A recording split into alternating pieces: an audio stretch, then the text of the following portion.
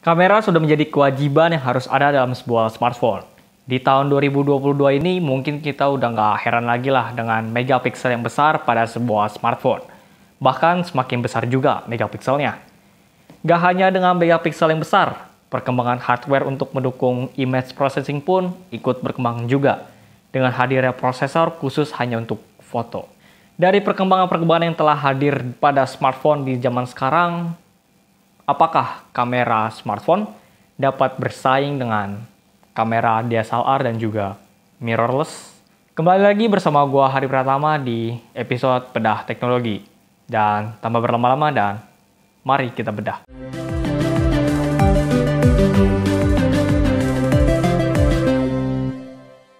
Oke, kita udah tahu nih kamera-kamera smartphone di zaman sekarang tuh udah gede-gede banget. Ada yang 108 megapiksel, 64 megapiksel, ada berapa puluh megapiksel, gue juga nggak tahu. Bahkan itu lebih besar dari DSLR dan juga mirrorless. Dan dengan megapiksel yang besar dan juga fitur-fitur yang cukup oke ya sekarang ya. Dan kita balik lagi ke pertanyaan yang pertama gue bilang di awal. Apakah kamera smartphone di zaman sekarang ini dapat bersaing dengan DSLR dan juga mirrorless? Tentunya gue udah punya jawaban untuk masalah ini setelah gue menganalisis beberapa artikel dan juga beberapa opini-opini. Jawaban gue adalah iya. Tapi untuk masa depan, bukan untuk sekarang. Kenapa gue bisa bilang begitu? Ini adalah beberapa argumen-argumen gue yang bisa mendukung kenapa gue bisa bilang begitu. Oke, ini adalah argumen pertama gue. Coba deh kita lihat pengguna smartphone di tahun 2021 dan 2022 ini. Itu dimana semua itu adalah era pandemi. Pastinya kita di rumah, kerja dari rumah. Dan yang mengejutkan adalah banyaknya konten kreator hanya cuma dengan handphone. Menakjubkan bukan? Ya kita bisa bilang kalau gue lihat konten kreator ya mereka cuma modalnya dengan handphone saja.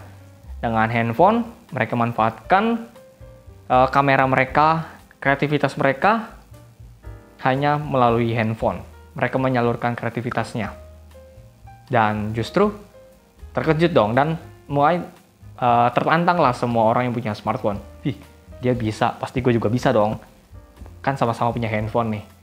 Jadi kalau gue lihat itu mereka tuh memaksimalkan potensi handphonenya semaksimal mungkin walaupun HP-nya kentang lah ataupun flagship lah atau mid-range lah, bagus jelek lah. Pokoknya mereka maksimalkan dengan wawasan yang mereka punya. Bahkan sekarang belajar pun lebih mudah dengan internet.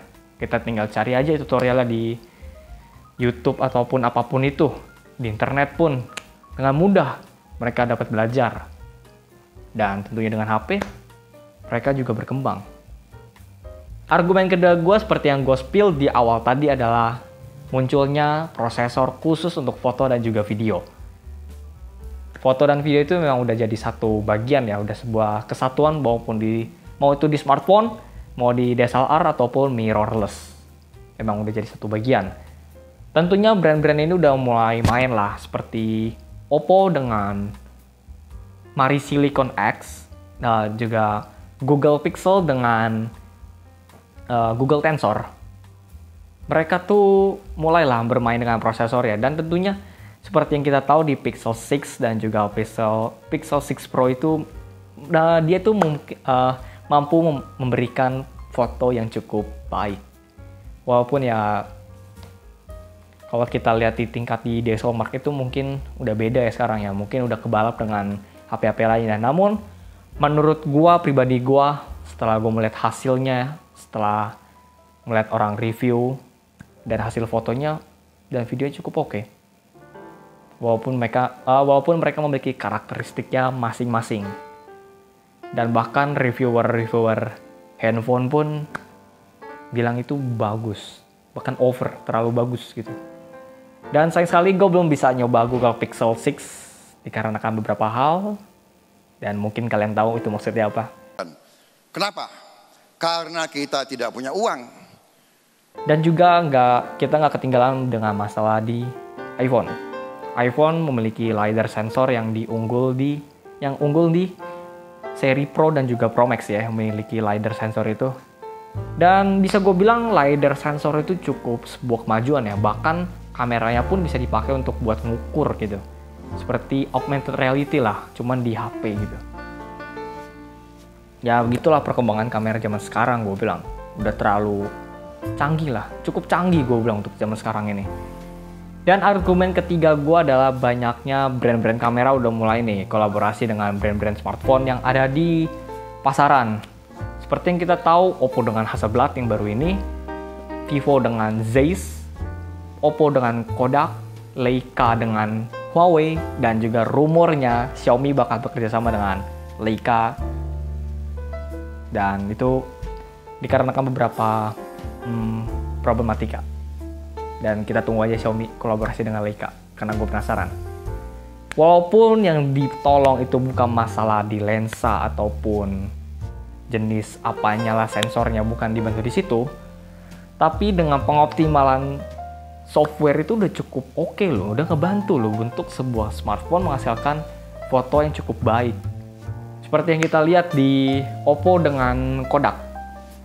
Di Oppo dengan Kodak itu, Kodak memberikan filter-filter yang sesuai dengan preferensi Kodak gitu.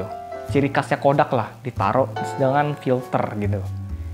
Tentunya kita pengguna smartphone udah nggak usah susah lagi dong masalah ngedit lah.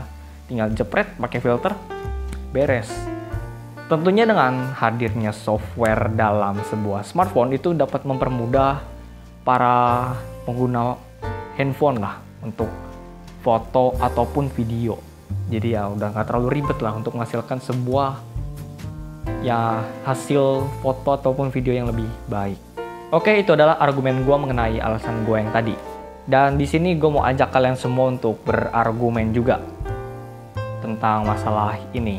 Ataupun di next video gue bakal bahas hal-hal yang serupa tentang mengenai teknologi juga. Jadi gue mau ajak semua kalian berkomentar sebanyak-banyaknya yang kalian tahu. Dan mari kita berdiskusi. Walaupun kalian memiliki argumen yang berbeda sama gue, langsung ya spill. Oke, lanjut, kita balik lagi ke masalah kamera smartphone. Bisa gue bilang kamera smartphone ini tuh udah naik lah 1-2 level untuk menyaingi DSLR ataupun mirrorless. Walaupun ya kita tahu DSLR dan juga mirrorless itu cukup jomplang ya kecanggihannya. Wah, lebih proper bahkan juga gue bilang. Dan itu balik lagi gue bilang ke diri kalian masing-masing tentang wawasan kalian menggunakan device kalian. Itu yang pertama.